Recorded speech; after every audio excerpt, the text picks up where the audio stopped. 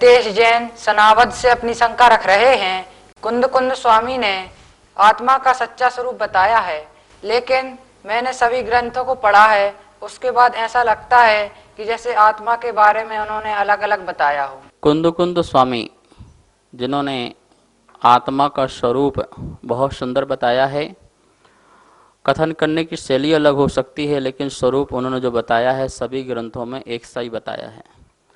आपने यदि कुंद कुंद के ग्रंथ पढ़े हों तो उसमें आपने देखा होगा कि आत्मा का जो स्वरूप बताने वाली जो गाथा है, पांचों उनके परमागम में वह गाथा पाई जाती है।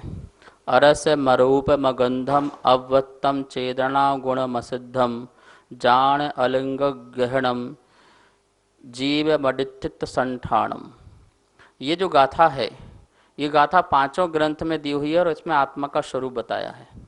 प्रवचन सार में ये 172 नंबर की गाथा है, पंचास्तिकाय में ये 127 नंबर की गाथा है, अष्टपाहुड़ के भाव पाहुड़ में यह 64 नंबर की गाथा है और नियम सार में यह 46 नंबर की गाथा है और समय सार में यह 49वें नंबर की गाथा है। तो आप देखिए पांचों ही ग्रंथों में यह आत्मा के स्वरूप की एक गाथा, कोई चेंज नहीं। तो आप अच्छे से पढ़िए। कोई ग्रंथ में ऐसा नहीं लिखा कि आत्मा के बारे में उसमें कुछ लिखा हो, उसमें कुछ लिखा हो, उसमें कुछ लिखा हो। एक में ज्ञान सिद्धि है, एक में सर्वज्ञ सिद्धि है, एक में आत्म सिद्धि है, इस प्रकार एक साधना प्रधान है और एक उपदेशात्मक है। तो इस प्रकार से उनके जो पांचों परमागम ग्रंथ हैं, घूम फिर करके वो आत्मा को ही टारगेट किए हुए हैं कि तू अपनी आत्मा को जान, आत्मा के स्वरूप को पहचान, तो जो परमात्मा की प्राप्ति अर्थात तो स्वयं परमात्मा हो जाएगा। नमोस्तु आचार्य श्री। नीतू जैन अमृतसर से अपनी शंका रख रही हैं कि प्रतिक्रमण, प्रत्याख्यान, पश्चाताप, आलोचना, इन सब में क्या विशेषता है? प्रतिक्रमण का अर्थ होता है जो हमने दोष किए हैं जाने अनजाने, भूल चूक प्रमाद से, उनका दोषों का निवारण करना अर्थात स्वयं में लौटना, अपने स्वभाव में लौटना, ये प्रतिक्रमण कहलाता है। आगामी काल में मैं इस प्रकार के पाप नहीं करूँगा ऐसी प्रतिज्ञा करना, ऐसा नियम लेना और पापों का प्रत्याख्यान करना, इसका नाम है, प्रत्याख्यान का मतलब होता है छोड़ना, तो इसका नाम है प्रत्याख्यान।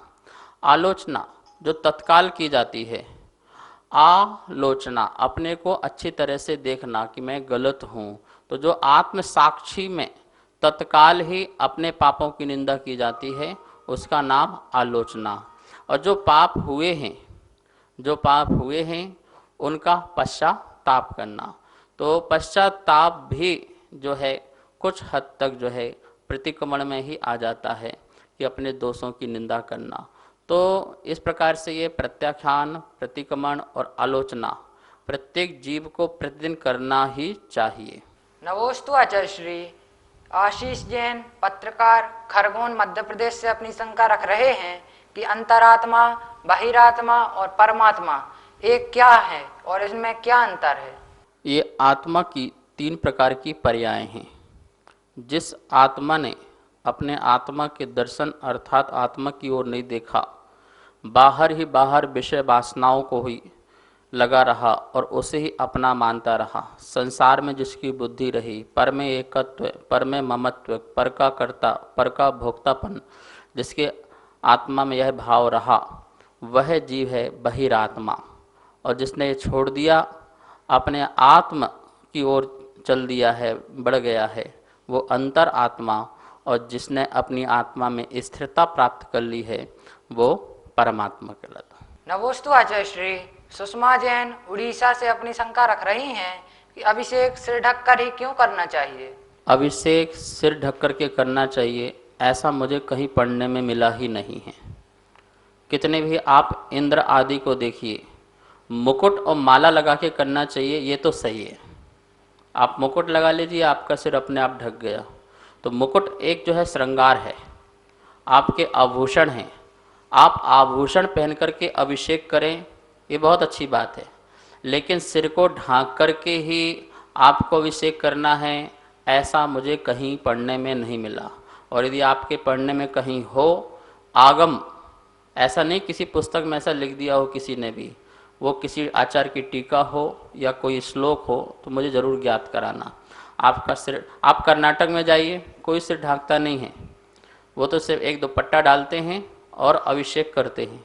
चाहे महिलाओं का भी यह, यदि वह सिर ढांकने में ही यदि उसका उपयोग रहेगा तो विकल्प उसी में ही लगा रहेगा, ठीक है ना। तो इस प्रकार से कहीं भी, ये तो उत्तर भारत में ही देखा सिर ढांकने का कानून। हाँ, शास्त्र में यह आया है कि आप मुकुट और हार जो है पहन करके और भी आभूषण आदि पहन करके इंद्र बन करके भगवान का अभिषेक कीजिए। नमोस्तु आचार्य श्री। कुसुम जैन बरेली से अपनी शंका रख रही हैं कि गुरुदेव, आपके श्रीमुख से तत्वार सूत्र का वाचन सुनकर कल्पना में हमें समोषण की याद दिलाता है, तो क्या मेरी एक इच्छा है कि मुझे आपके इस भाव में दर्शन हो, तो क्या मेरी इच्छा संपूर्ण होगी? आप तत्वार्थ सुनते हैं, ये बहुत अच्छा लगा। ये तो भगवान की वाणी है जो भगवान महावीर स्वामी के समोषण में खिरी, और आप ये जो भाव दे रहे हैं कि ऐसा लगता है जैसे समोषण बैठे हैं, ये आपकी भक्ति है। हम तो कुछ भी नहीं हैं, जो ज्ञान प्राप्त हुआ है वो आपको दे रहे हैं, और इसी प्रकार से स्वाध्याय करते रहिए। स्वाध्याय परम तपः, स्वाध्याय को परम तप कहा है। स्वाध्याय से ही जीवन में परिवर्तन आता है। रही बात आपने कहा कि आपके दर्शन हो पाएंगे, तो भैया आपका तो गाड़ी का त्याग नहीं है और ना ही वाहन का त्याग है। पैदल हो तो आप पैदल भी आ जाना, और यदि आपके साधन का उपयोग करते हैं तो साधन का दर्शन करें, आपको दर्शन लाभ मिलेगा। नमोस्तु आचार्य श्री। दीनदयाल उपाध्याय कर्नाटक से अपनी शंका रख रहे हैं कि उपवास के दिन हमें क्या क्या करना चाहिए? उपवास का अर्थ सिर्फ चारों प्रकार के आहार का त्याग का नाम नहीं है। उपवास में बहुत सारी कंडीशन होती है। आरंभ सारंभ का त्याग हो, कषाय का भी त्याग हो, और चारों प्रकार के आहार का त्याग हो, और उपवास आत्मा में वास हो, अर्थात उस दिन किसी प्रकार से हमारे द्वारा हिंसा ना हो, झूठ ना हो, चोरी ना की जाए, और ना ही गलत कार्य किए जाएं, ब्रह्मचर्य का पालन हो, आदि अनेक प्रकार से जिस दिन हमारा उपवास हो उस दिन हमें संयम पूर्वक रहना चाहिए, और अधिक से अधिक मंदिर में समय बिताएं, स्वाध्याय में बिताएं, जाप करें, गुरु यदि आए हों तो उनके दर्शन आदि करें, सत्संग करें। तो धर्म ध्यान में जितना से ज़्यादा समय निकालें। ऐसा नहीं कि उपवास कर लिया और टीवी खोल करके बैठ गए, मूवी लगा ली, 2-4 मूवी देख लिया, सारा उपवास हो गया, नाटक देखने लगे, मैच देखने लगे, टाइम पास कर रहे हैं, फिर रात को सो गए, बोले हो गया उपवास। ऐसा उपवास नहीं। विषय वासनाओं से और इंद्रियों से आसक्ति को हटाना और अपने में वास करना, इसका नाम उपवास है। नमोस्तु आचार्य श्री। शशिकांत जैन लखनऊ से अपनी शंका रख रहे हैं कि मैंने मुनिराज से नियम लिए थे और मैं उनका पालन नहीं कर पाया, तो मैंने उन नियम को तोड़ दिया, तो क्या इसमें मुझे कोई दोष लगेगा? नियम टूट जाना और नियम तोड़ना, इसमें बहुत अंतर है। कोई भूल से नियम टूट जाए तो बात अलग है, उसका प्रायश्चित लें, लेकिन आपने तो नियम जानबूझकर ही तोड़ दिया, तो इसका भी क्या प्रायश्चित हो सकता है? अवश्य ही आपको दोष लगेगा, और आप नियम के भंग करने से भंगी जैसे आपकी उपमा जीवन में हो जाती है। इसलिए कभी भी हमको नियमों को नहीं तोड़ना चाहिए। थोड़े नियम लो पर बड़ी दृढ़ता के साथ उसको पालन करो।